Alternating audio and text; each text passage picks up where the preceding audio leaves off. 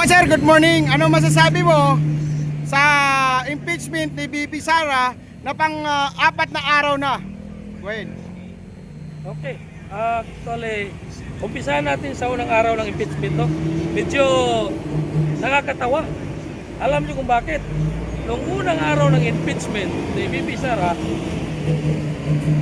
nagula-gula yung bibig ni Luis Pro, di ba?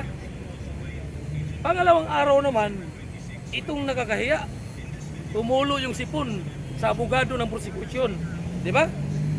Yung pangatlong araw, wala tayong nakita kung anong lumabas. Pero alam ko, pagka nakaigit si Hontiveros dahil nasirmunan siya ni Chis Escudero. Yung pang-apat na araw naman, medyo, yung witness nila na si Attorney Luntok ba yun? Lotok. Tagili din do. Unang-una, hindi talaga siya, actually, yung mga witness na kinuha sa NBI, puro may mga pending na kaso. Hindi pa basta-bastang kaso. So, hindi siya magandang example na ikaw maging state witness tapos may record ka pala. Ito pang masaklap. Si Martin Romualdez, taga Leyte. Di ba? Si Luntok, taga Leyte. Yung isang abogado, sino yun? Yung tumulang sipon. Ha? Taga Leyte din yun. Lumitan. Oh, taga Leyte dyan. Nagkataon silang tatlo na puro taga Leyte. So alam na natin ang drama dyan sa ginagawa ng impeachment. Yan lang po, sir. Okay. Panawagan ni US President Donald Trump na lahat ng mga bansa na sakop sa ICC noon na hinikayat na suportahan ang panawagan ni Donald Trump na magkaroon ng, ano gusto nyo, gira sa ICC. Para sa akin, okay yan. Mas maganda, wasakin na yung ICC na yan. Unang-una, ang ICC kasi injustice.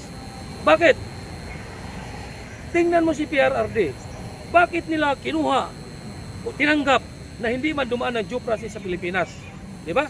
Pangalawa, yung ibang mga bansa, bakit hindi nila basta-basta mahatak sa ICC? Kasi kailangan bago pumunta dalhin sa ICC, dapat mayroong pagsisiyasat sa bansa nila. Ito kasi sa atin, wala eh. Kasi talagang politika ang pinairal nila. Hindi na dumaan sa due process, hinidnap ni si Tatay Digong dahil utos yan ni Marcos. Di ba? Utos yan. Kaya ngayon, ang bansa natin, talagang ang korupsyon, hindi mawala-wala. Kaya tayo mga Pilipino, gising na sana tayo. Lahat tayo magtulungan, magkaisa na tapusin, pababain natin si Marcos. Alam ko yan, si Marcos hindi mabubuha yan. Hindi mag-step down yan. Hindi mag-resign yan. Pero darating ang araw na kusang mawawala yan sa Pilipinas tulad ng ginagawa ng kanyang ama noon. Yun lang po. At isa pa, ano ang masasabi mo na ito ngayon nagpapaliwanag kanina si Claire Castro na hindi raw tayo kasapi sa Amerika at ang babala naman nitong si Donald Trump ay kung susuporta sila ang bansa sa ICC ay hindi sila tutulong sa bansa na susuporta sa ICC. Actually, ayaw ko na lang muna sagutin yan. Alam mo kung bakit? Yung mga tanong kasi ni Claire, hindi mo alam kung totoo. Di ba? So, antabayanan na lang po natin sa susunod na araw kung anong ilabas niya press conference regarding that. Okay, thank you so much.